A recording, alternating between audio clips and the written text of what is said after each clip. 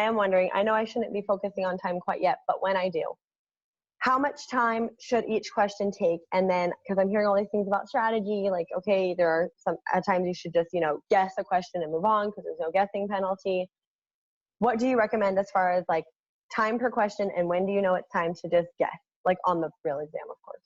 Sure. So I actually don't recommend timing individual questions, period.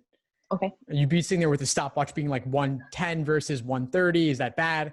Reality, I would think more about just the section as a whole. Like for logical reasoning, I would aim to do the first 10 questions in about 10 to 12 minutes to build up a time bank to handle the tougher questions that come later in the section, because there is that general order of difficulty.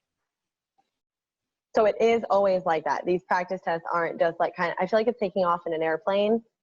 Yeah. It is like that on the real LSAT. It is, yes. These are real exams that you're looking at. So yeah, exactly. It's gradually getting more difficult as you move through the section. It's a general order, not a perfect order. So number 17 could be harder than number 25.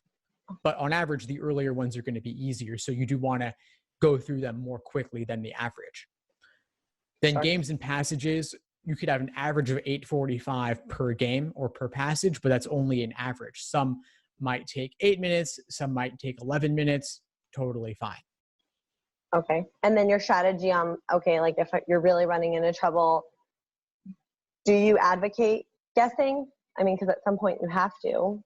Yeah, so there's no guessing penalty, as you said, so you do want to bubble in something for every single question. You might do it at the 5-minute warning. Okay.